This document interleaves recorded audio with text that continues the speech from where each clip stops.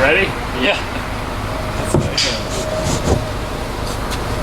Oh my. Hello, gorgeous.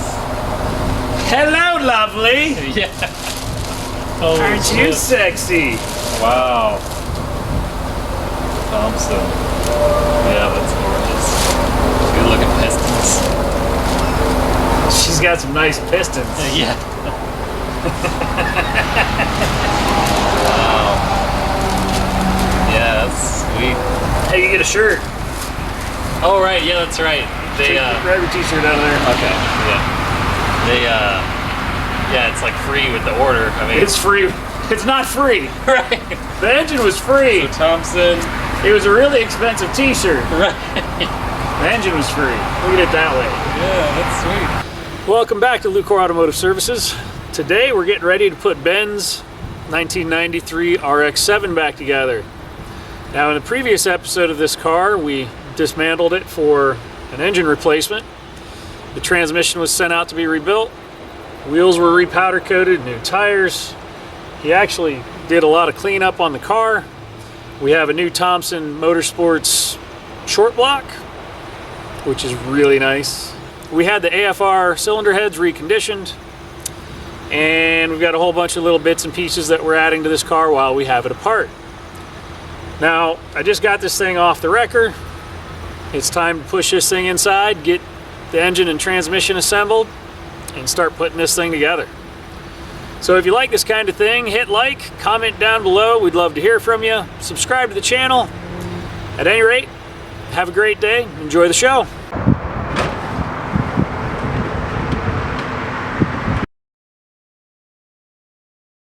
Silver and gold, silver and gold. We could just flush that out.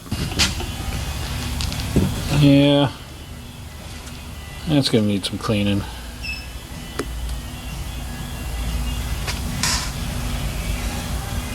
Ben, these are your bearings.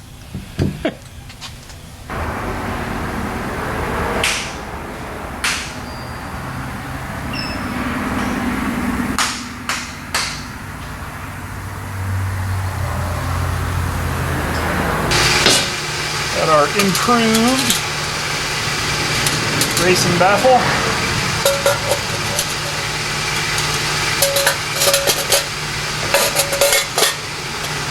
Go in there like that and keep our oil where it needs to be under high RPMs and high Gs. Nice. So now went ahead and bought a new oil pickup, because this one's completely packed full of engine bearing material.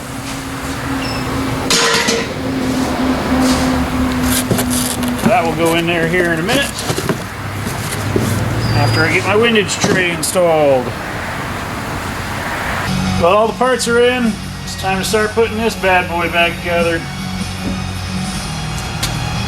I don't need you yet, but I do need you. And you. And the rest can wait until I'm ready.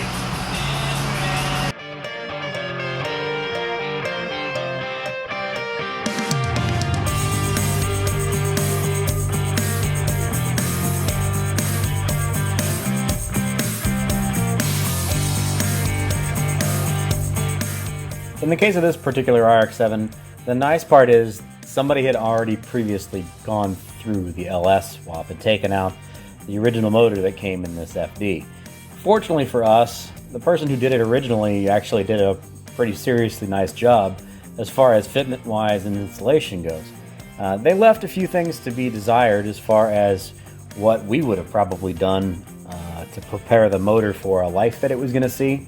Essentially, it was just a bone stock LS1 with a couple of small upgrades in the camshaft and then a set of AFR heads on it. But it really just wasn't set up for what we would have seen or what we would have preferred to have done. Now, the nice thing is, essentially all we need to do is just reassemble the car after everything had been done. So we've reassembled with the AFR heads, hung all the accessories that were originally on there on it. We used all the existing bracketry that was already there from the previous builder, and it really made our lives pretty simple, to be honest with you. Everything still fit because it fit, you know, back where it was supposed to be in the first place.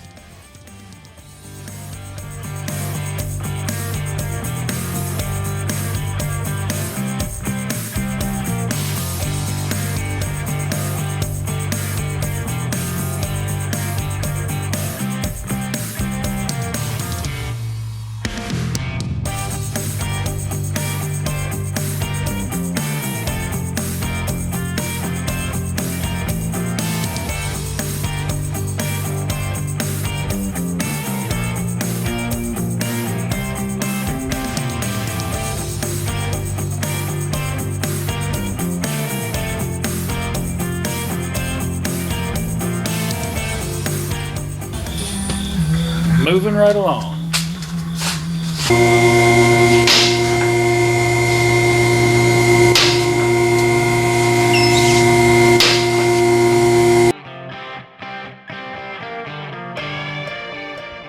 One of the key benefits we have doing this kind of work as a shop versus what most people have to deal with at home is the ability to utilize a lift for this kind of work. Essentially, we can take the motor out by dropping the subframe out, do everything we need to do, put the car back together if we need to. In this case, the car lived at Ben's house for 2 or 3 months while we were waiting on the motor to come back, and then we can bring the car back, disassemble it exactly the same way, and put it back together again. So we typically prefer to do it this way, where we drop the subframe out, put the engine back on that cradle, and stick it back in the car. It just makes things a lot easier for us, and realistically, that's how the car was assembled in the first place. So any of the subframe cars, this is our preferred way of doing things. You've seen us do this on the Turbo IS300 we did, as well as on the Mark III Turbo Supra we've built. It's just how our preferred way of going about things is. Now, one thing you may notice here is the drivetrain components on this thing are pretty serious. The original design of this car, when the person put it together the first time, it was much more of a just kind of a street usage kind of vehicle, get an LS1 and 6-speed running in a FD. The life this car is going to live from here going forward is going to be considerably more aggressive. So the motor, trans, drivetrain, everything is designed for road racing, endurance racing, mid-Ohio, Nelson's Ledges, actual race car stuff, versus just looking cool on the street and making good sounds and burning tires. This is actually going to be designed and built and enjoyed more on a track focus versus a street focus.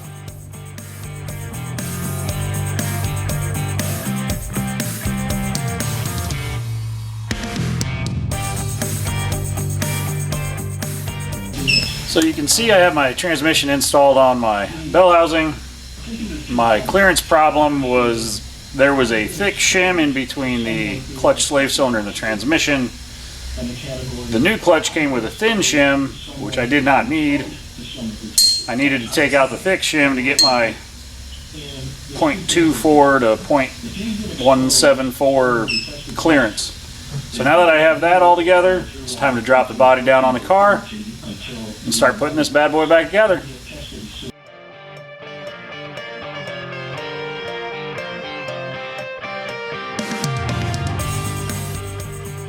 As the old saying goes, measure twice, cut once.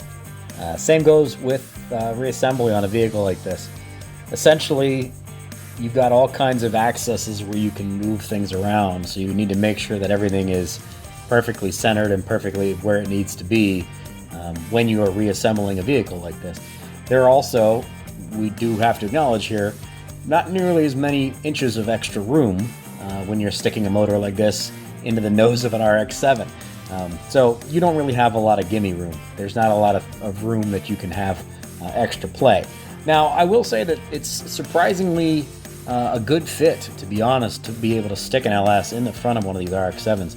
There's not a lot of extra room, but there is plenty of room to get it in there. You just got to make sure that it's, you know, centered and it's actually in there where it needs to be.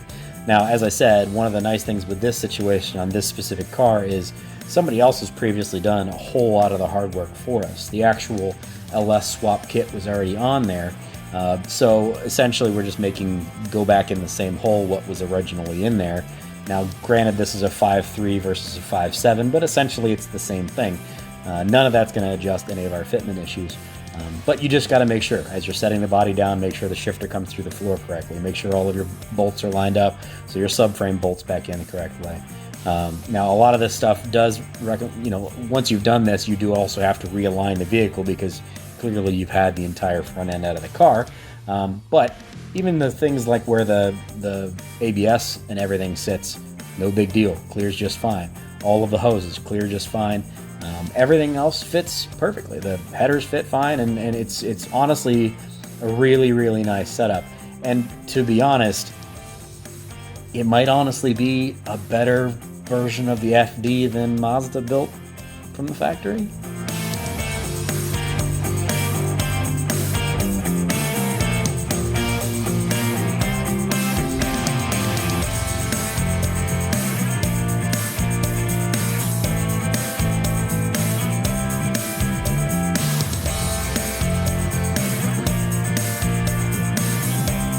Yeah, go ahead and crank it for a 10 count. One way to ease your financial stress and avoid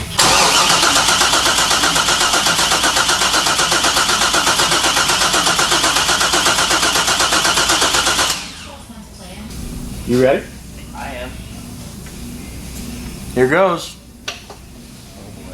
All our fluids are topped off, like. Probably. So just get it up to temperature, make sure it starts. Yeah.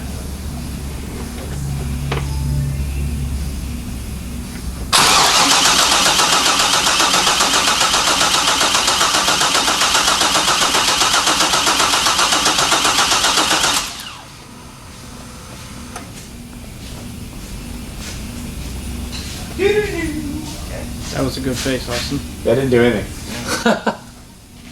Fuel pressure? Thanks, Spike.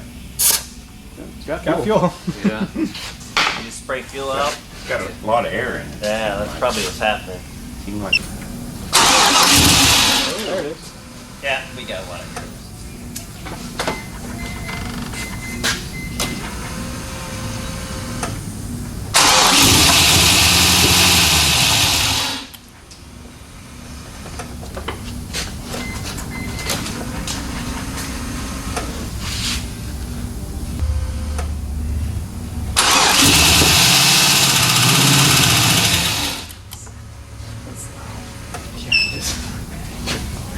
Sounds angry.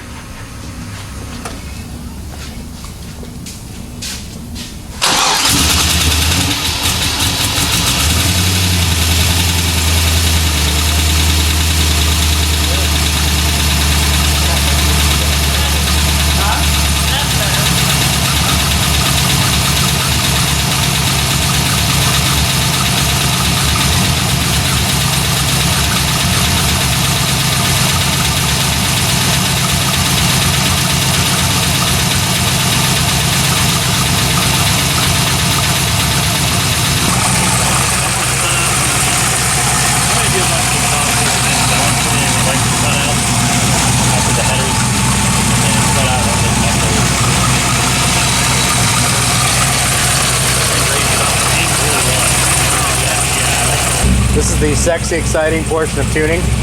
The very exciting portion. Sit in driver's seat, stare at laptop. Yeah, pretty much. But everything's going well. It's got the oil pressure. Moving along.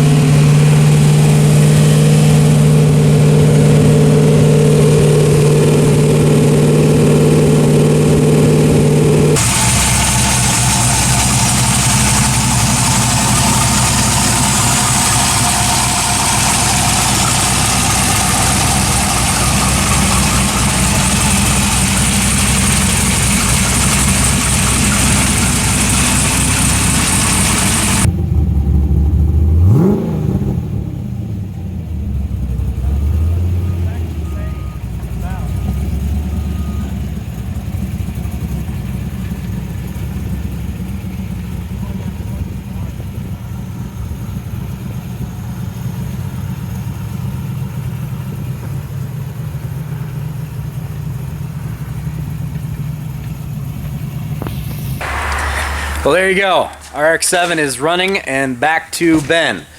He has now got 500 miles to do for break-in mileage, which is very, very frustrating because you have to behave yourself for 500 miles. You know, none of that fun stuff. It's been a little bit of acceleration here, a little bit of acceleration there, different rev ranges, no cruising. It's very frustrating because you really want to go out and have fun with it, but you're not allowed to. But that's break-in process. So that's what Ben's doing right now. He will be back here in a couple of days. And then we're taking it to CIA Performance for tuning and get this thing all finally buttoned up and ready to rock and roll. And then it's done. So the next video on this video series for this RX-7 will be us going to CIA Performance, getting the dyno done. So that will be coming very soon. Hopefully you guys have enjoyed seeing us put this RX-7 back together. Fantastic vehicle. We ended up corner balancing the car and adjusting all of the suspension that's underneath this thing. It's got tying coilovers that are on it, but they're completely set up the wrong way. So 5 hours of suspension work later, the car is fantastically balanced, extremely well balanced. And let's put it up to you guys. How much weight do you think this thing gained with that LS in the front compared to the rotary that originally was in it? How much do you think it weighed? Because I have the screenshot of what this thing actually corner scaled at. What do you think? As always, click on the subscribe button, drop us a comment in the comment section below, click on that like button so YouTube knows you're actually paying attention to what we're doing. And we will see you very shortly again with that RX-7 on the dyno at CIA Performance. Hopefully you guys enjoyed this. We'll see you next time.